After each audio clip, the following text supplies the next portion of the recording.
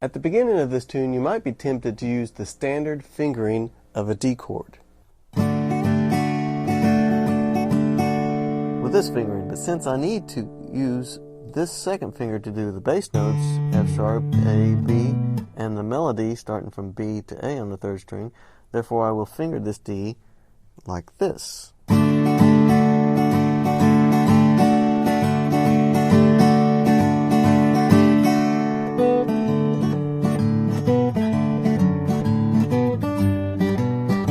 Notice that from this D to this G, I have my common fingering, number 3. It does not move, it actually anchors and allows you to make this transition a lot smoother.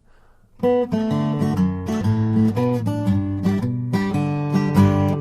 from this chord, you just slide it up. That's your sliding finger. Your first finger is also sliding.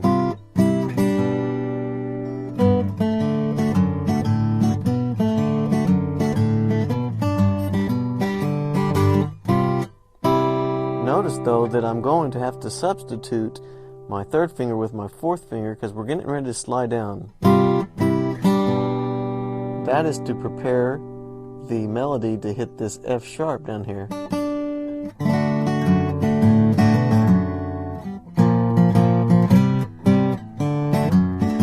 Let's show that again.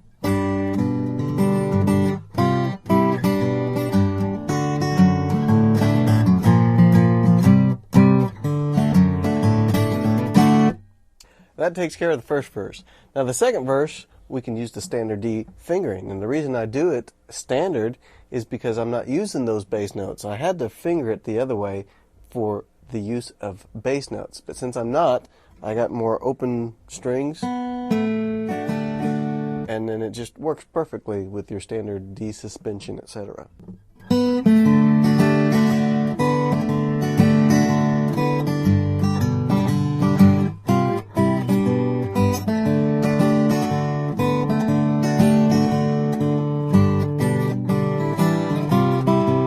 Once again, I'm not going to use the third finger, I'm going to use the fourth finger because the second time we have to hit that F sharp with the third finger.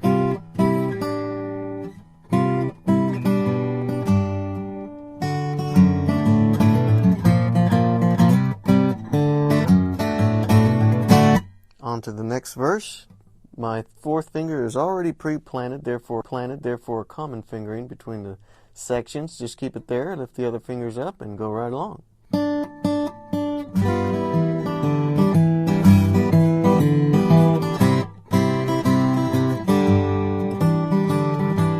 And then what we're getting ready to do is a descending bass note that sounds like this. So I have to incorporate that with the melody line. We will get this.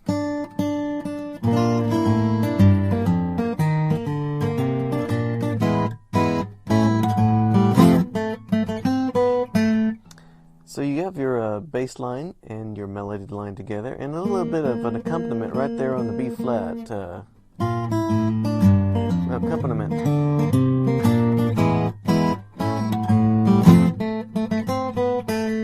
When Freddie Mercury was singing this, he actually hit an F sharp up there on the 14th fret. So if I was to play it, it would have sounded like this. But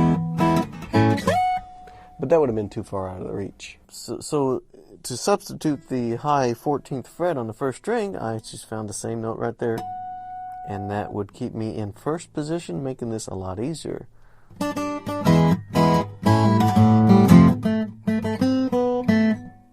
Guitar part. Drumsticks, snare, and then descending bass line connected with the vocal line.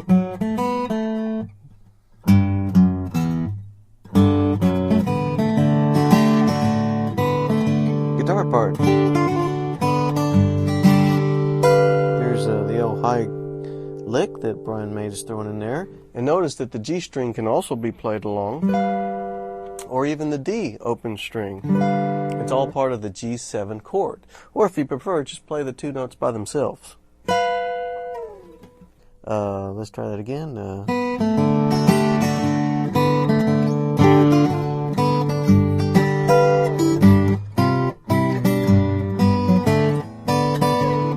this point I had a choice of what I'm supposed to do, because the vocal line is actually singing and the guitar part is hitting these two notes right here, and your bass is a D. So I had to put all three of that together. Now originally I arranged it like this.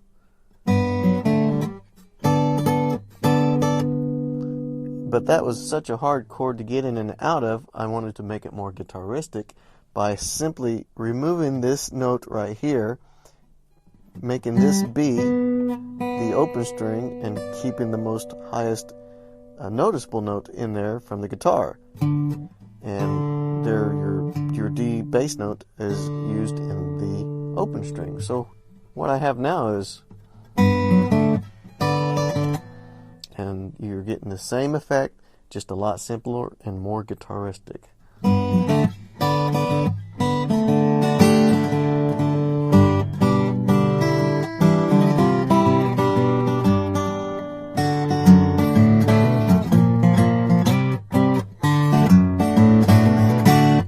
On to the lead guitar solo, which if we break it down, start like this.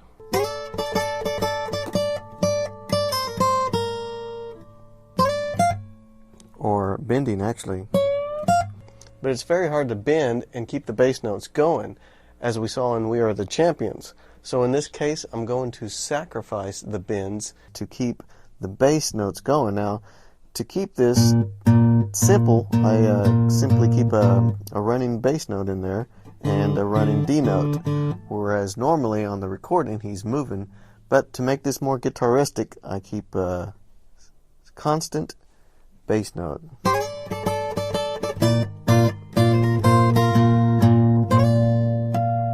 And also I'm getting this F right here that I need to keep that B note in place by hitting the harmonic that is part of the bar chord.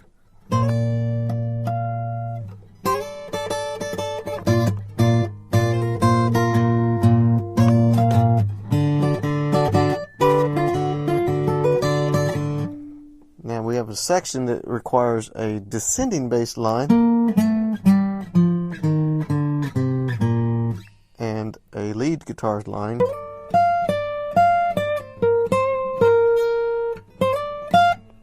and if you put the two together, it sounds like this.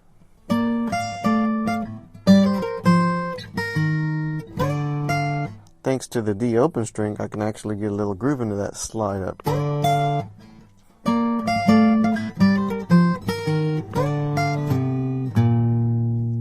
Next lick. Thanks to the open strings, you are able to place your fingers on the next chord.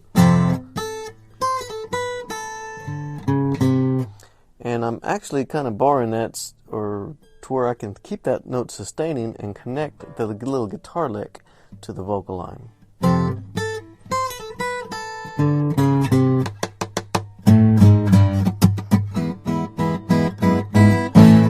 An interesting point I'd like to make here is that the solo section almost caused me to rethink the key of the whole arrangement. As I mentioned earlier, always try several keys to make sure you find one that will work for all your sections. Even though we were working in the key of D, I did run into a wall because I wanted to get those bends into that solo, the one that goes like this. And the only way I could do that was to lower everything down a half step and play the bass note as an A as opposed to a B flat. So once again, the solo would be now.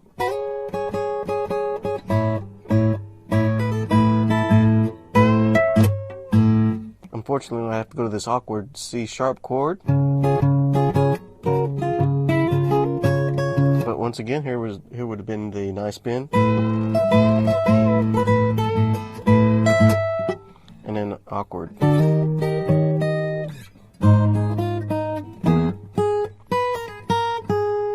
So because of all the open chords that I can use in the key of D, I ended up staying with the key of D. I had the great D chords, G's, C's, etc.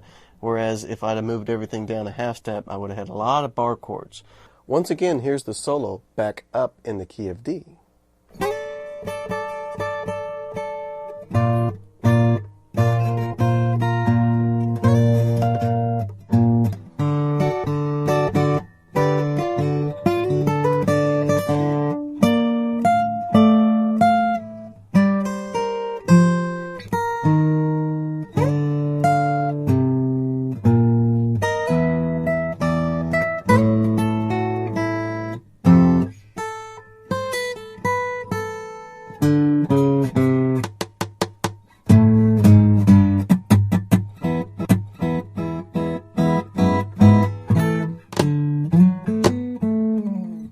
Now we're approaching the most difficult section of this song, and that is when I incorporate the clap along with Freddie Mercury's vocal line.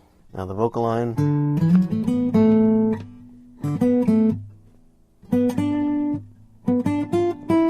normally would be done with the alternating of the fingers, but since I need those fingers to do the clap substitution, then I will have to play the melody note with the thumb.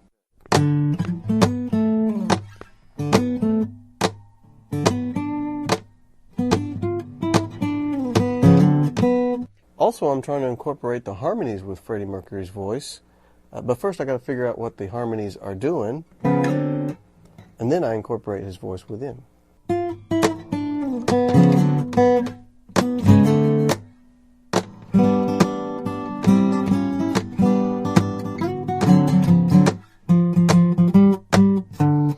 So the trick here now is not only doing single notes with the thumb, but actually hitting the 3 strings that are required for those harmonies.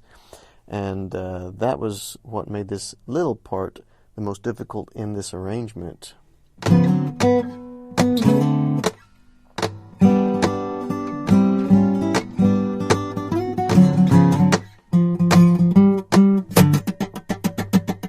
Notice that the vocal line ends at the exact same time the snare drum comes in, so we're going to hit all 6 strings along with that vocal line, the note, the D string, and strum it all at the same time.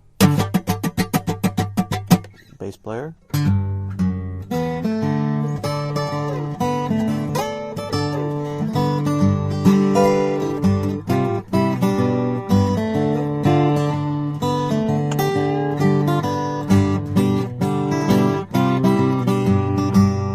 At this point, we're just adding more of Brian May's guitar licks to go along with the D open string, which fills in the bottom end.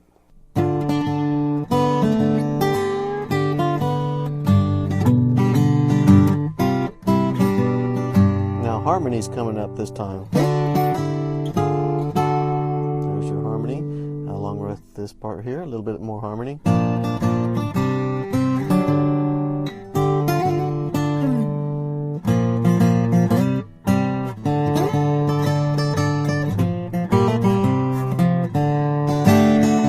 At this point, you can end it just about any way you choose, as long as you throw in some of those Brian May licks, along with the D bass note. It all ends about the same way, as long as you get the crazy little thing called love.